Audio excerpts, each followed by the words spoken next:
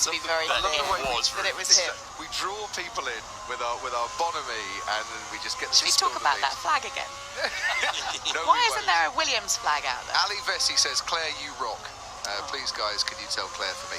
My mate Chris really likes you as well. I just thought I'd get that out because he'd kill me if I didn't get the opportunity. Jordan Levy says, question for Claire, how much focus are you putting into 2021 development already? Good question.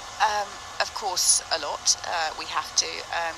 But it is difficult. I'm not going to deny the fact that it is hard for a team like ours, and I'm sure for probably the other 7 midfield teams on the grid, when you don't have an enormous budget to just throw a load of resource at a major new car programme that we're looking at going into 2021. So it's just a case of managing, and we've got to get both years right. We can't just take our foot off the gas for this year. We've got to keep bringing performance to the FW43 over the course of the year, and we've got a programme for that. And I was asked the other day if we made a decision on the cut-off point for development for 43. We haven't. It's far too early to be thinking about that. We're giving everything we can to this year's car, while in the background we're running a programme for next year's car as well. It's not easy.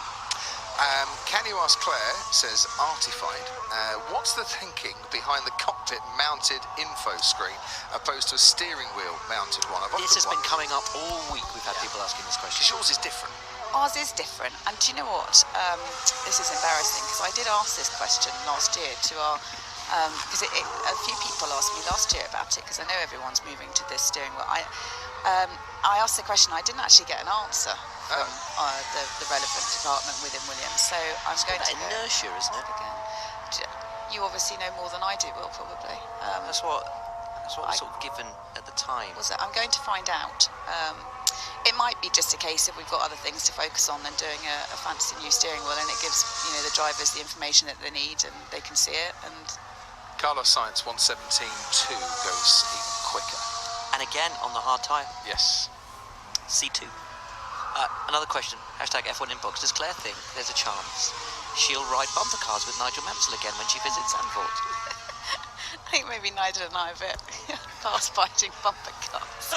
If you say to Nigel Mansell, I want to race, and we'll do it in bumper cars, he'll be there. Do you reckon? Nigel Mansell will race anything as long as he's got a chance of winning. I love Nigel. Do you know, he's so wonderful. We're so lucky at Williams with all these brilliant drivers that have been part of our amazing history. And I always pinch myself sometimes, think how lucky am I that I've grown up in this world where I did things like that as a child. So when I was a child, my dad used to take me to watch him play cricket at various village greens around Hertfordshire.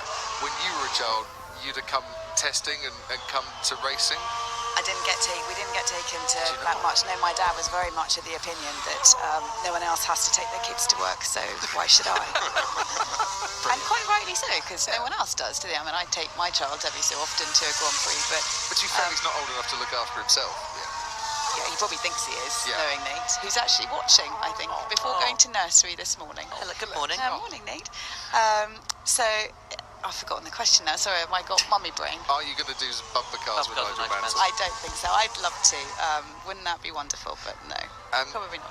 Dibiendu Das says, as Claire Williams is now in the commentary box, just wanted to say thank you for all she's done for this sport and the team with what she's been through for last year. We're really proud of her for staying so strong.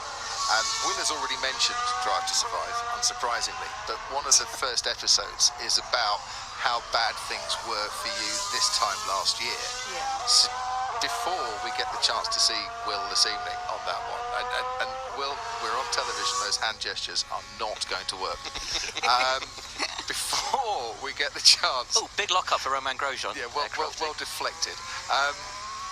How bad was it? What exactly did happen last year? And enlighten us a little bit more. And how tough did it get for you? First, can I just say that was really nice of that person to say that, because just having that level of support that we did get from so many people around the world last year just helped us. And I made a point of getting our team to print off all of the messages of fan support, and we put them all in little box frames in our canteen so people could see them, because that does make a big difference. And so it has been really nice to get that. Last year was awful. It was really bad, and I've seen our episode of Netflix, and obviously everyone, I think it's coming out tonight, isn't it? So if you're binge watching it, I think we're apparently episode 9. And it was a really brutal reminder again of what we went through, because it does really pretty much solely focus on the dramas of last year. When I was coming to the airport here last week to get on the plane to come out to Barcelona, it hit me that, my God, this time last year I was actually coming back from Barcelona because there was no point in being here because there was no car here. And you know, when you go through that, it's almost like a grief process. You go through, you know, all those stages of shock, disbelief, anger, rage, and then heartbreak. And